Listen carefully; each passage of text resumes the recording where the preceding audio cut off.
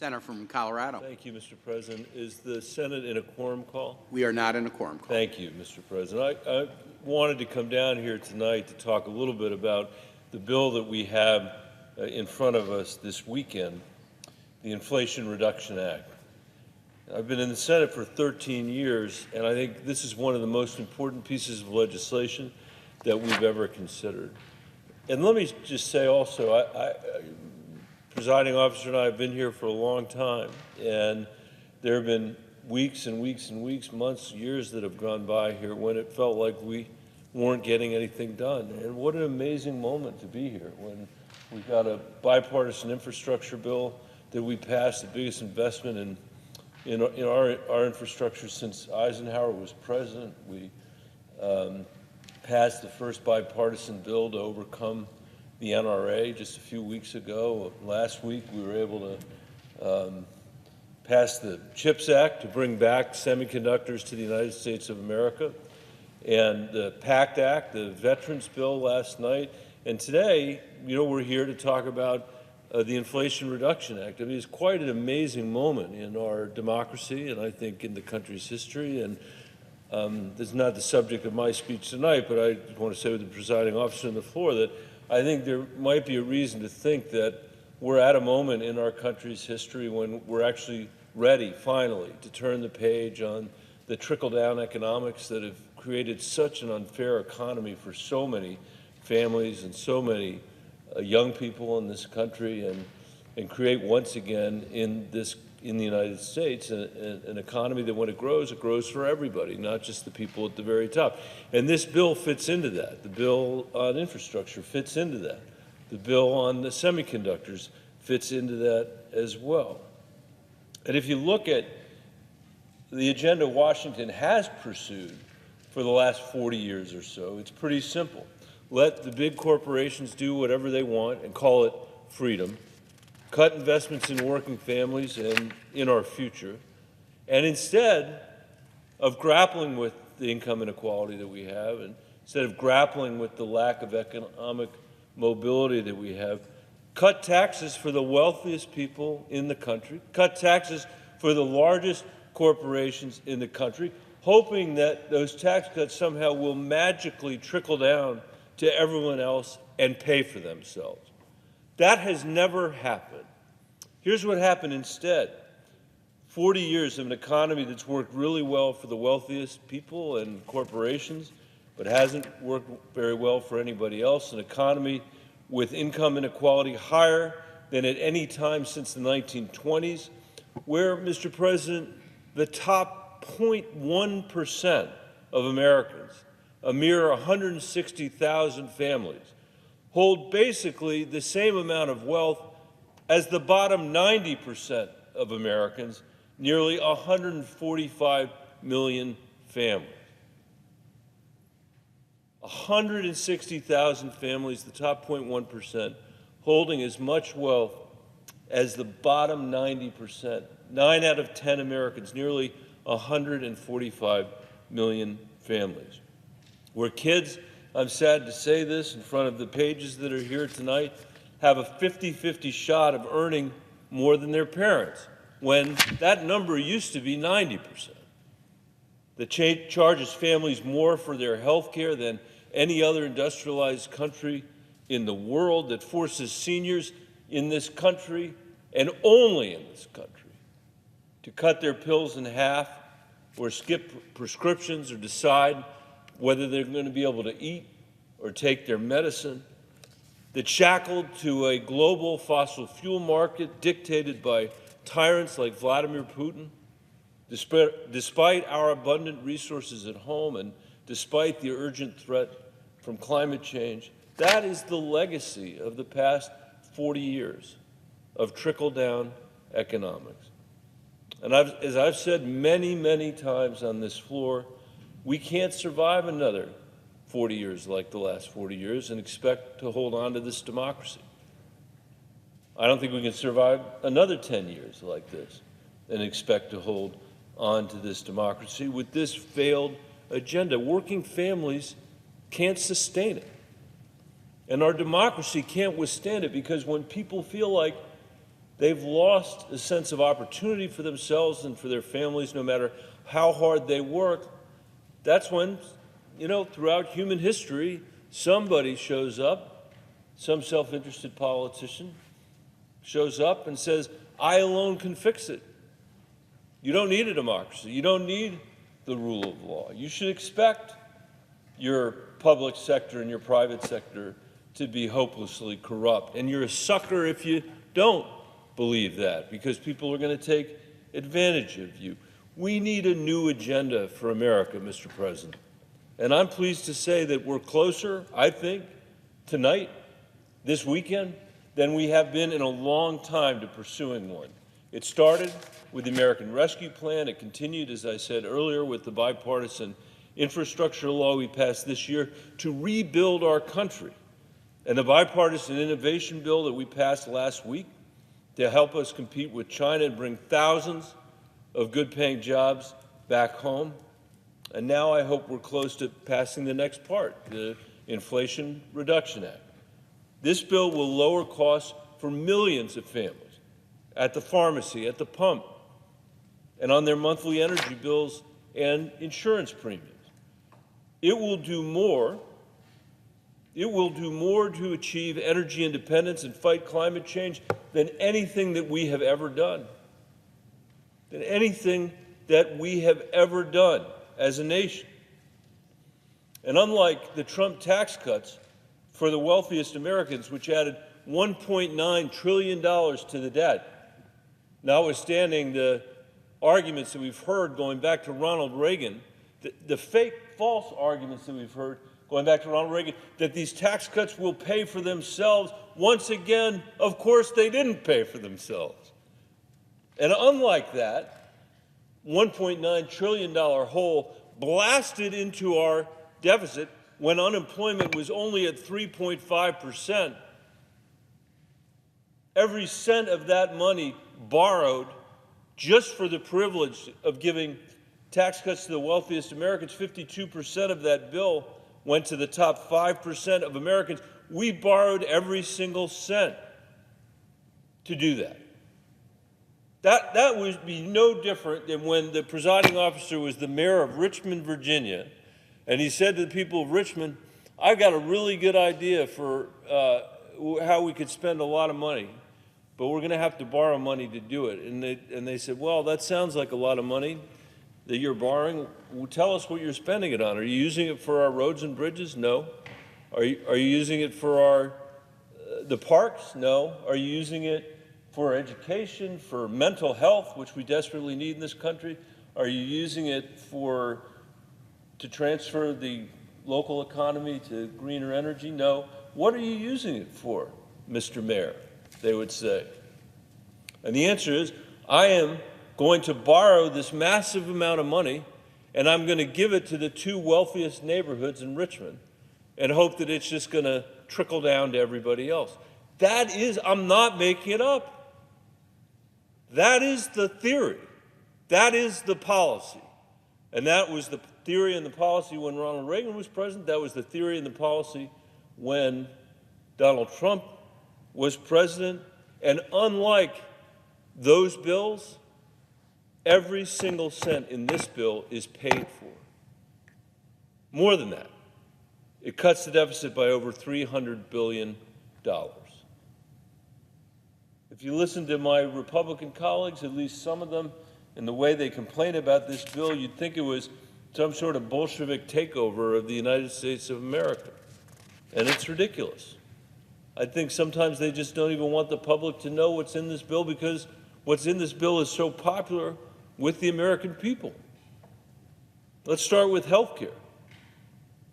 For the first time ever, this bill requires Medicare to negotiate drug prices on behalf of the American people. The presiding officer and I wrote a bill called Medicare X. We introduced it, I think, in 2017 to create a public option so that everybody in America could have the benefit of choosing between their private insurance and public insurance. And that's not in this bill, but in that bill, we said that Medicare ought to negotiate drug prices for seniors. And this would allow Medicare to use its market power to drive down the cost of prescription drugs. That's going to save families thousands of dollars, and it's going to save our country billions of dollars. The only reason we have not passed that is because special interests have succeeded at tying Medicare's hands so that pharmaceutical companies can keep charging Americans prices that no other developed nation in the world would tolerate. Americans like Julia from Denver. Her dad has a heart condition. He pays $6,000 a month for medication. That's $72,000 a year for something he needs to take for the rest of his life. That is outrageous. But I hear stories like that every day all over Colorado. The Inflation Reduction Act also would cap out-of-pocket costs for seniors to $2,000 a year, so they aren't spending down their retirement to buy medication. I know seniors in Colorado who literally spend their entire retirements trying to figure out how to get the medication they need. The medication they've been prescribed by a doctor, the choices they have to make that look unlike any other choices that any senior has to make in any other country in the world.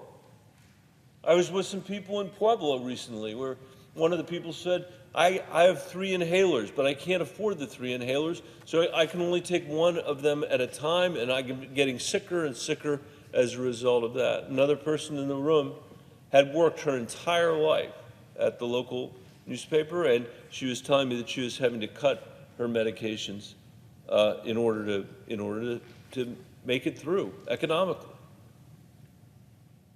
And on top of that, this bill has a 3-year extension for a tax credit to help millions of Americans pay for their health insurance, including over 150,000 Coloradans who are now going to be able to afford their health insurance in ways that it couldn't. The second part of this bill closes tax loopholes for about 200 of the biggest corporations in America, those with over $1 billion in profit. This comes directly from a bill that I wrote with Senator Warren and with Senator King.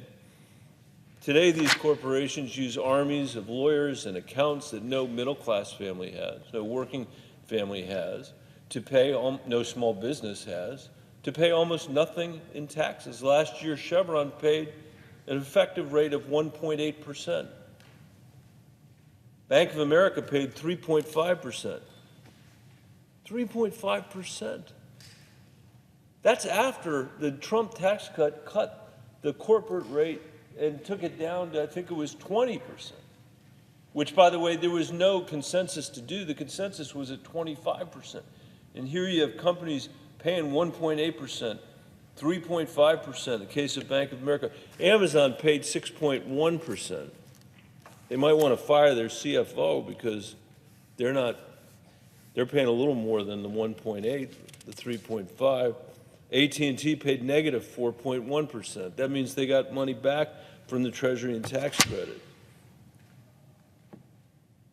In Colorado, a typical firefighter, teacher, or police officer has an effective tax rate of somewhere around 16 to 22%.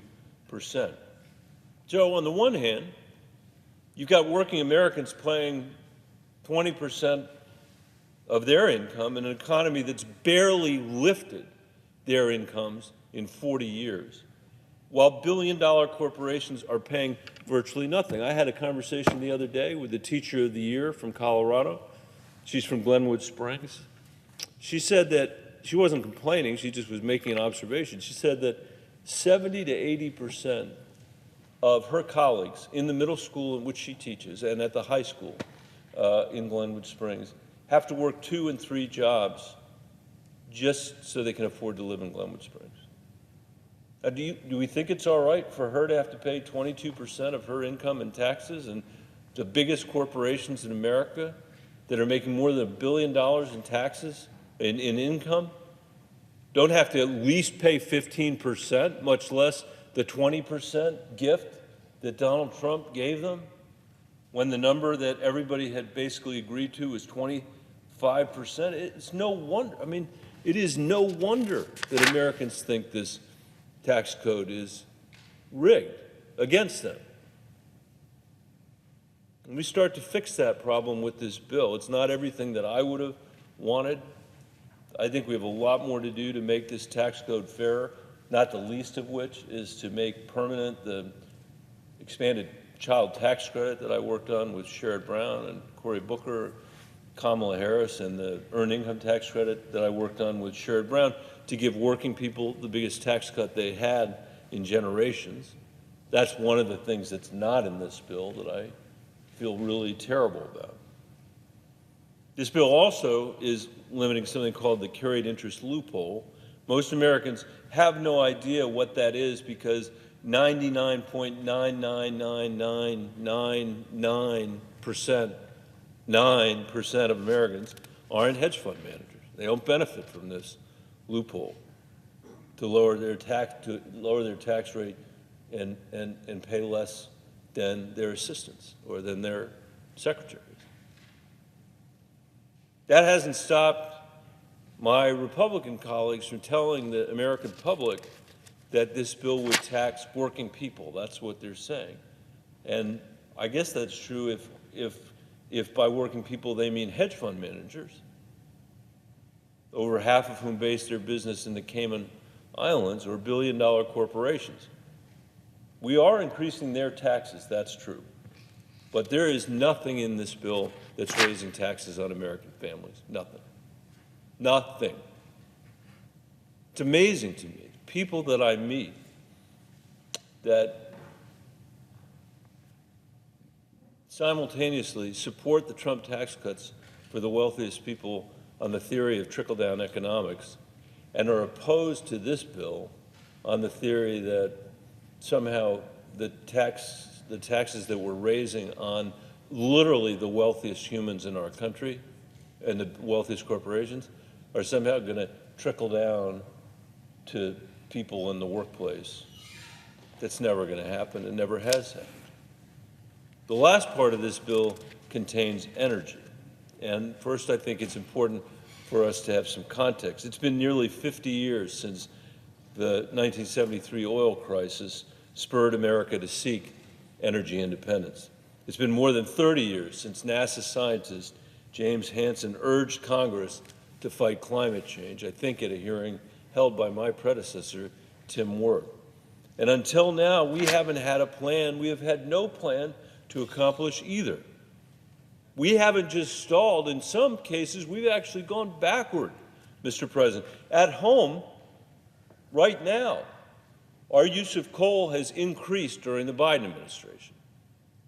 Abroad, Germany has been forced to reactivate coal plants after Putin's attack on Ukraine, while other EU nations plan on rationing natural gas or turning on their coal plants.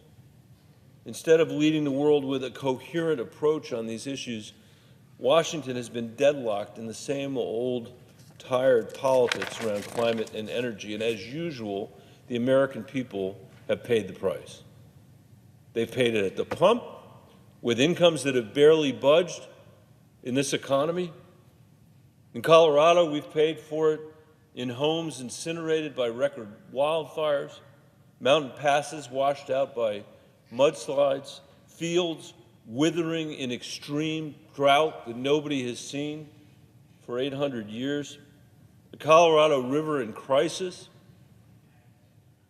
and a galloping people fear that the American West will somehow be unrecognizable to our grandchildren. Mr. President, when this deal fell apart 10 days ago or so, whatever it was, my heart was broken as a result of that. Because I thought about what Colorado has been going through. And I had to call and explain to my 22-year-old and 21-year-old, 17-year-old daughters that once again we had failed.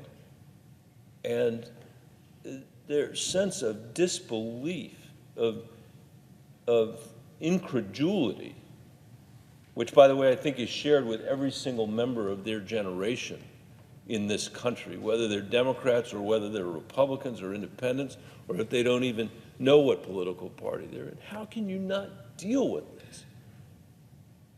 How can you place this burden on us. And if we pass this bill, we're going to be able to look the next generation straight in the eye and say, we're actually living up to our responsibility to you, at least with respect to climate. And that fills me with joy. And that's a reason to support this bill and feel good about it. We can't afford another 10 years of dysfunction on these issues. This transition should have started 25 years ago, Mr. President. 25 years ago. And we, in my opinion, we urgently need a plan, an energy policy that secures the energy our economy needs and relentlessly lowers climate pollution. In other words, we need a plan for clean energy independence. And we can start by being honest about where we are. I think that's really important. Today, 60% of our power generation comes from fossil fuels. Only 20% comes from renewables.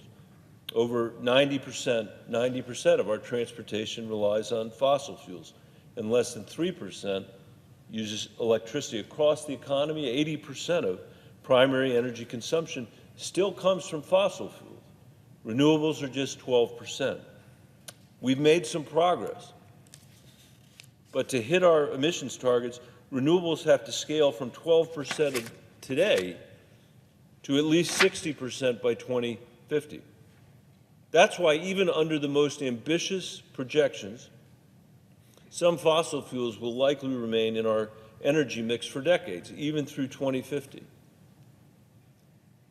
Don't take my word for it. That's not me saying it. These projections are from the National Academy of Sciences, the International Energy Agency, Princeton. And that's the reality that they confront us with. So when I hear politicians and others whip up Twitter with promises to reject every permit for new infrastructure, they ignore this reality. And I worry that we cede the scientific high ground to critics of climate action, who then paint climate advocates as disconnected or deluded or even dangerous to the economy. And the only thing that wins is our fossil fuels. The only thing that wins is coal. And I worry sometimes that these claims also repel the very Americans we need to support our energy transition. If our position in the short term is to oppose every new piece of infrastructure, we're essentially forcing America to choose between scarcity and higher prices, to choose between either less energy or higher prices. I was in Belgium and with our colleague Chris Kuntz met with the Deputy Prime Minister there, who said, we were on our way to Scotland for the climate conference, and he said, we have to meet these climate targets. We have to meet these climate targets in 2050. And then he said, but I don't know how we're going to meet them and not lose the middle class. And I said, what do you mean by that? He said, I don't know how we're going to meet them and not have yellow vests break out over Europe. And we're seeing that now. We're seeing in a world where Putin has cut off Russian oil and Russian gas because of his invasion of Ukraine, the challenges that creates in democratic societies when it comes to energy. There is no country in the world better positioned on this question, better positioned to lead this transition to clean energy than the United States of America. There's not a country in Europe, there's not a country in the Middle East. China is not better positioned than we are on this. We are the best positioned country in the world to lead this transition. In fact, I think we're the only country in the world that can lead this transition, which, by the way, is why it was such a tragedy when it looked 10 days ago like this bill wasn't going in. Because then the rest of the world looks at us and says, why should we do anything if the country that is most capable of being able to do this can't do it?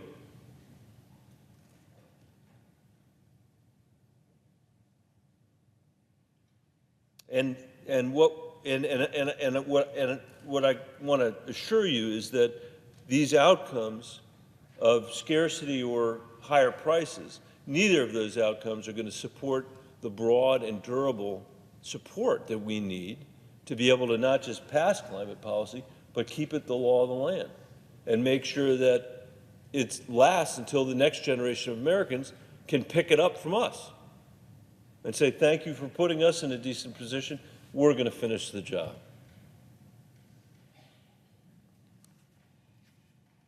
And then if we can't pass this bill and we can't make progress on climate change, then what we have instead is our current policy, which is the status quo, which drives up prices, is bad for our national security, and is terrible at reducing emissions. That's where we are today. That's why coal is up, as I said, during the Biden administration.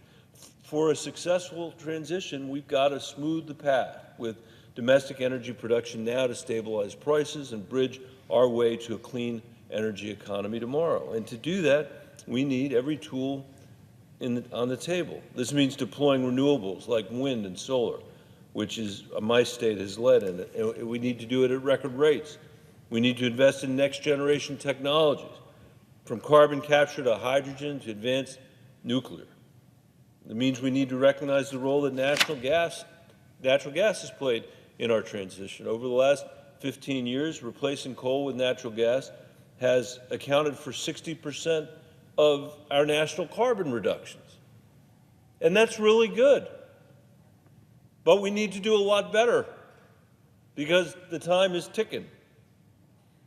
And now we have the opportunity, because this bill, to secure America's position as the global standard for production, modeled on our example in Colorado, where we passed the first law to capture fugitive methane when Senator Hickenlooper was our governor, by driving down methane pollution and strengthening cleanup and monitoring across the supply chain. The last thing we should accept is the leaking pipes that the status quo allows, when we have tools available to do better. And we can't accept the painful price shocks that the American people have to beat because of our lack of a coherent energy policy. Fortunately, this bill lays the foundation for a responsible energy policy for the country. And it has the largest investment to fight climate change in the nation's history. And it's full of proposals I've worked on for years, proposals to rapidly deploy clean energy and to provide industry the long-term certainty it needs, to boost American manufacturing for wind and solar and batteries, to power electric vehicles and our energy grid, to invest $14 billion to help rural communities transition from fossil fuels, along with over $25 billion for environmentally friendly farming, conservation, and forest health. We also have the opportunity in this bill to address the drought that's ravaging the American West, and to do it in a way that measurably improves the situation of the Colorado River Basin, reflects the interests of the people of my state and other states in the Upper Basin, and actually deals, finally, with the long-term causes of the crisis that we face. When you add it all up, this bill would put us on track to reduce carbon pollution 40% by the end of the decade. That is light years ahead of where we would be without it. But even if you don't care about climate change, you should still like this bill because it lowers costs for families. How does it do that? By increasing the supply of American energy with a responsible approach, while reducing demand for oil and gas by putting more renewables and electric vehicles on the market. According to a recent study, this bill would reduce the average family's electricity bill by hundreds of dollars a year. From my perspective, as I said, this transition should have started 25 years ago, and we can't wait any longer. Now is the moment to act. Russia's invasion of Ukraine should finally rid America and our allies of the delusion that we can continue to rely on foreign dictators for our energy needs. It should remind us how foolish we have been to surrender the lifeblood of our economy to the whims of tyrants. So nearly 50 years after the 1973 oil crisis, let's make this the year that we finally pass a coherent plan for America's energy independence. So let's finally organize our thinking, Mr. President, and advance a plan that liberates us from foreign energy and tackles the threat of climate change head on. And while we're at it, let's reforge the engine of American manufacturing to produce the clean energy we need and to create thousands of good-paying jobs along the way. Let's support our European allies by exporting cleaner American energy so they don't have to rely on coal or Russian gas to heat their homes through the winter. There is no country in the world better prepared than the United States to lead this effort. And this bill will do more than anything we've ever done to strengthen our hand in this regard. In another era, a proposal like this would have received 70 votes on the Senate floor. Every provision in here is a victory for common sense and a victory for the American people over special interests in the status quo. Frankly, I don't know how many people can go home and say they voted against a balanced approach to achieve energy independence, fight climate change, and lower costs for families at this moment in our history. I don't know how you'd go home and say they voted to preserve tax loopholes for hedge fund managers and billion-dollar corporations that no American family can even imagine as they're paying the rates of taxation that they're paying, or how they voted to let pharmaceutical companies continue to gouge the American people instead of letting Medicare negotiate on their behalf, how they voted against reducing our deficit by $300 billion. But that's the choice we have in front of us. To me, it's a choice that's obvious. We got to pass this bill. We need to seize the moment to lower costs for the American people, to make our tax code a little fairer, to secure our energy independence and spark a new era of clean energy manufacturing and innovation, to support our allies and lead the world in a fight against climate change. And hopefully, Mr. President, leave something a little bit better for the next generation of Americans. With that, Mr. President, I thank my colleague from New Jersey for his patience, and I yield the floor.